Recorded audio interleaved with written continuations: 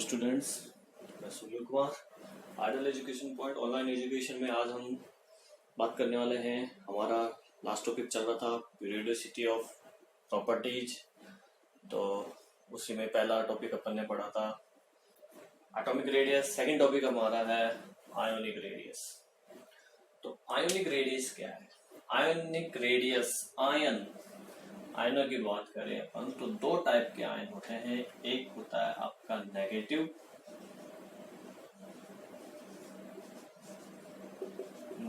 Ion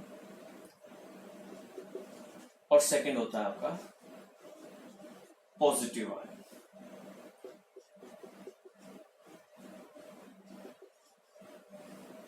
तो negative और positive ion बनते कब है? तो देखिए, when an atom gains electron then negative ion is formed। जब कोई एटम इलेक्ट्रॉन गेन करता है तो नेगेटिव आयन फॉर्म होता है। जैसे मान लीजिए ये एक एटम है क्लोरीन, इसने इलेक्ट्रॉन गेन किया, एक इलेक्ट्रॉन इसने गेन किया तो ये बन गया Cl नेगेटिव आयन, इस पे नेगेटिव चार्ज आ जाएगा।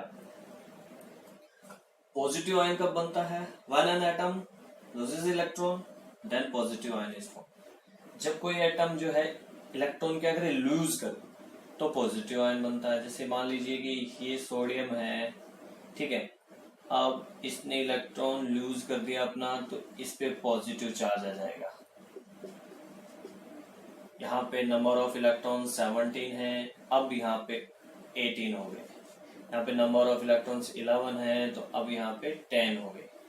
तो इस टाइप से नेगेटिव और पॉजिटिव आयन बनते हैं। जब कोई एटम इलेक्ट्रॉन गेन करता है तो नेगेटिव आयन बनता है, जब कोई एटम इलेक्ट्रॉन लूज करता है तो पॉजिटिव आयन बनता है। और इन आयंस की जो रेडियस होती है उसी को अपन क्या बोलते हैं? Ionic radius.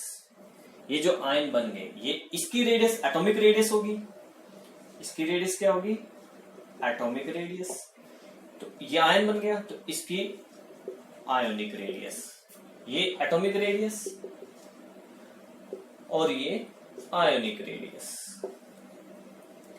अगर हम क्लोरीन की बात करें, क्लोरीन की एटॉमिक रेडियस होती है 99 पिकोमीटर। पिकोमीटर यूनिट है, छोटा यूनिट है, बहुत छोटी डिस्टेंस होती है उसको मेजरमेंट करने के लिए पिकोमीटर या एंगस्ट्रॉम यूज करते हैं।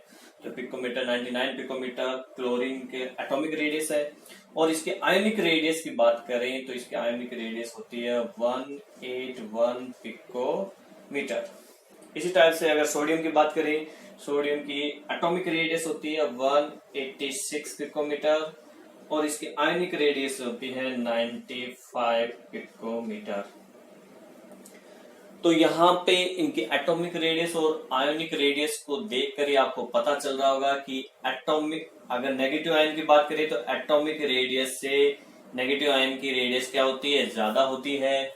और पॉजिटिव की बात करें, पॉजिटिव आयन में तो एटॉमिक रेडियस और आयोनिक रेडियस क्या हो जाएगी? उसकी कम हो जाएगी। एटॉमिक रेडियस ज्यादा होती है, आयोनिक रेडियस कम होती है। यहाँ पे देखिए 186 से क्या आ गया? 95 आ गया, जबकि यहाँ पे 99 से 181 हो गया। यानी यहाँ पे तो इंक्रीज हुई है, एटॉमिक रेडियस यहाँ पे इंक्रीज हुई है और यहाँ पे डिक्रीज हुई है। ठीक है, तो एक चीज तो क्लियर होगी कि न्यूट्रल एटम से ज्यादा रेडियस होती है किसकी? नेगेटिव आयन की। और न्यूट्रल एटम से कम रेडियस होती है किसकी? पॉजिटिव आयन की।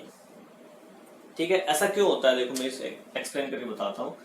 यहाँ पे ये न्यूक्लियस है, ठीक है, नंबर ऑफ इलेक्ट्रॉन कितने हैं? 17 है, 2 8 10 एंड 7। नंबर ऑफ प्रोटॉन्स कितने होंगे? 17 ही होंगे। ठीक है, अब नंबर ऑफ 17 प्रोटॉन का positive charge, effective nuclear charge कितने इलेक्ट्रॉन्स पे लग रहा है? 17 इलेक्ट्रॉन्स पे लग रहा है। कितने इलेक्ट्रॉन्स पे लग रहा है? 17 इलेक्ट्रॉन्स पे। अब इसने एक इलेक्ट्रॉन गेन कर लिया। जब इसने एक इलेक्ट्रॉन गेन कर लिया तो क्या हो गया? एक इलेक्ट्रॉन गेन करने पर पॉजिटिव आयन जो कि प्रोटॉन कितने हैं, वही 17 है क्योंकि प्रोटॉन गेन नहीं हुआ है। इलेक्ट्रॉन 2 8, एक इलेक्ट्रॉन गेन करने पर 7 कितना हो जाएगा, 8 हो जाएगा। तो इफेक्टिव न्यूक्लियर चार्ज तो उतना ही है 17 प्रोटॉन्स का, लेकिन रिपल्शन फोर्स पहले 17 इलेक्ट्रॉन्स का था, अब 18 इलेक्ट्रॉन्स का हो गया। ठीक है, क्योंकि अब ये तो Cl था, ये क्या बन गया, एक इलेक्ट्रॉन गेन करके Cl नेगेटिव। यहाँ पे electron number of electron increase होने के कारण रिपल्शन फोर्स ज्यादा हो गया, जिसकी वजह से साइज क्या हो गया, थोड़ा सा ज्यादा हो गया। ठीक है, तो इस टाइप से नेगेटिव आयन का साइज इंक्रीज हो जाता है। तो ये जो रेडियस होगी, ये रेडियस ही क्या होती है, आयनिक रेडियस एटम की। इस रेडियस को तो अपन एटॉमिक रेडियस बोलते हैं, और ये आयन बन गया तो ये आयनिक रेडियस हो गई। इसी टाइप से अगर सोडियम की बात करें, पॉजिटिव आयन की, तो पॉजिटिव आयन सोडियम जो है अपना नंबर ऑफ प्रोटॉन्स इसमें 11 है न्यूक्लियस में। फर्स्ट सेल में 2 इलेक्ट्रॉन, 8 इलेक्ट्रॉन एंड 1। अभी ये न्यूट्रल एटम है। अब इसने क्या किया, एक इलेक्ट्रॉन डोनेट कर दिया, ठीक है, लूज कर दिया। तो अब इसमें नंबर ऑफ प्रोटॉन तो उतने ही हैं, लेकिन नंबर ऑफ इलेक्ट्रॉन क्या हो गए, डिक्रीज हो गए 2 8। और ये इलेक्ट्रॉन इसने क्या कर दिया, निकाल दिया। तो अब देखो, एक तो सेल 1 2 3 सेल, और इसमें 1 2, एक तो सेल भी डिक्रीज हो गई और नंबर ऑफ इलेक्ट्रॉन्स भी डिक्रीज होने के कारण रिपल्शन फोर्स भी क्या हो गया, डिक्रीज। तो सेल भी डिक्रीज हुई, रिपल्शन फोर्स भी डिक्रीज हुआ, जिसकी वजह से ये एटॉमिक रेडियस क्या हो गई, डिक्रीज हो गई। ये आयनिक रेडियस बन गई है। इस टाइप से ये आयन बन गया, एक इलेक्ट्रॉन इसने यूज कर दिया, तो ये आयनिक रेडियस कम हो गई। ठीक है, तो आपको समझ में आ गया होगा कि पॉजिटिव आयन की जो रेडियस होती है न्यूट्रल एटम से कम हो जाती है, और नेगेटिव आयन की रेडियस जो है न्यूट्रल एटम से ज्यादा हो जाती है। ये 2 रीजन है। मैं फिर से रिपीट कर देता हूं। नेगेटिव आयन में क्या होता है, इलेक्ट्रॉन गेन होता है, जिसकी वजह से रिपल्शन फोर्स क्या हो जाता है, इंक्रीज हो जाता है, लेकिन इफेक्टिव न्यूक्लियर चार्ज स्टेबल रहता है, इसलिए साइज क्या हो जाता है आयन की, न्यूट्रल एटम से ज्यादा हो जाती है। और पॉजिटिव आयन में क्या होता है, एक तो सेल कम हो जाती है, दूसरा इलेक्ट्रॉन भी कम हो जाते हैं, जिसके कारण से रिपल्शन फोर्स भी डिक्रीज हो जाता है, लेकिन इफेक्टिव न्यूक्लियर चार्ज स्टेबल रहता है। इस वजह से साइज क्या हो जाती है, नेगेटिव पॉजिटिव आयन की डिक्रीज हो जाती है। ठीक है, चलो ये दोनों चीजें समझ में आ गई। ये चीज, इसका फुल फॉर्म है पिकोमीटर, पीएम का मतलब पिकोमीटर है। ठीक है, अब बात करते हैं कि पीरियोडिसिटी क्या है। तो सेम वही पीरियोडिसिटी है इसमें कोई दिक्कत नहीं है, क्योंकि देखो अपन अगर लेफ्ट टू राइट और अप टू डाउन जाते हैं, पिछले टॉपिक में अपन ने बात की थी क्या, लेफ्ट टू राइट जाने पर एटॉमिक रेडियस क्या हो रही थी, डिक्रीज हो रही थी, और अप टू डाउन जाने पर एटॉमिक रेडियस क्या हो रही थी, इंक्रीज हो रही थी।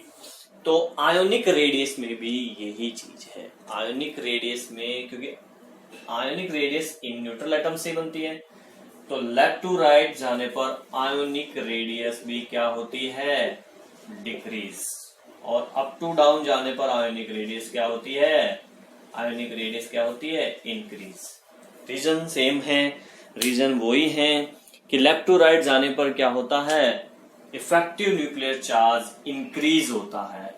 ठीक है, और अप टू डाउन जाने पर इफेक्टिव न्यूक्लियर चार्ज क्या होता है, इंक्रीज तो होता है, लेकिन कंपेयर टू रिपल्शन फोर्स ज्यादा इंक्रीज होता है, नंबर ऑफ सेल्स इंक्रीज हो जाते हैं, जिसकी वजह से साइज बड़ा हो जाता है।